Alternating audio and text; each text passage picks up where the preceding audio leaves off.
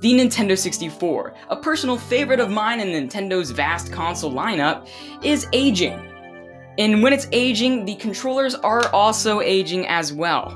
As many know, the thumbstick on these controllers gets loose over time, and they weren't great to begin with. It was one of Nintendo's first attempts at ever creating a thumbstick, and it shows.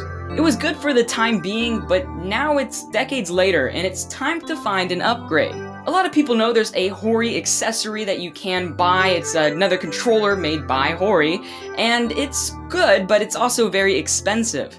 There's also aftermarket controllers now that you can buy that have upgraded thumbsticks and designs. But for people who A, don't want to spend the cash, or B, don't have the cash to spend on those controllers, there's another option for you. And especially if you love the design of the Nintendo 64 controller, you're in luck for this video. There's a replacement joystick for this old guy. It mimics the GameCube joystick, and I love it.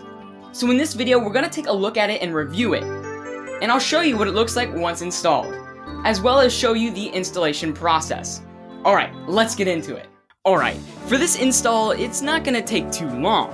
All you gotta do is get the controller out, and let's go ahead and take a look at it.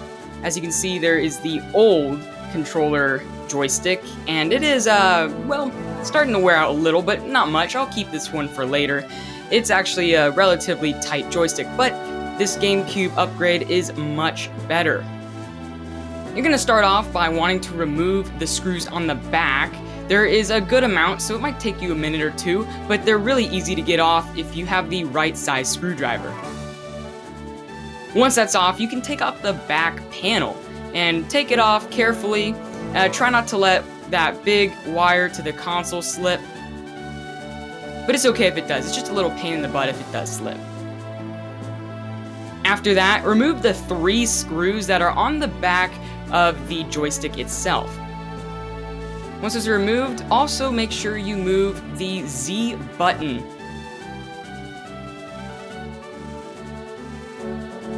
And disconnect the wire from the old joystick. Once you've done that, now reverse the process by putting in the brand new joystick. Retighten the 3 screws. Put the back on after you put the Z button back into place. And put it all together. Then you have a fabulous looking N64 controller with the GameCube stick upgrade. After installing this brand new joystick, it's phenomenal, and taking a look at it as I've shown on screen, it is definitely a worthwhile upgrade. As you saw, the installation for the new joystick went pretty well. In fact, I'm very happy with the outcome. I've done this once before to one of my other controllers, but I sold that controller after a while because someone really wanted it, and I knew I could always do it again, so I have. This controller is phenomenal now. It makes any game that you're playing on the 64 have extra precision. I love this upgrade, and I couldn't recommend it enough to anyone who's needing an upgrade like this. And the plus side is if you have a favorite design or certain N64 controller variant, it works on pretty much all of the basic models, including the Fantastic series, Diehawks models, Japan controllers, everything.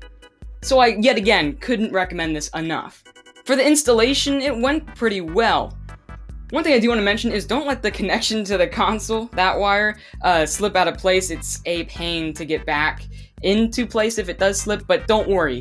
If it moves, you're fine, just reset it. It'll just take you a little longer, like it took me another 5 minutes to solve, but overall, that's 5 minutes well worth it. Because if you do it all right in the first go, like I did my first time changing one of these controller joysticks out, it only takes 5 minutes. So this was definitely a worthwhile upgrade, and I'll see you guys next time.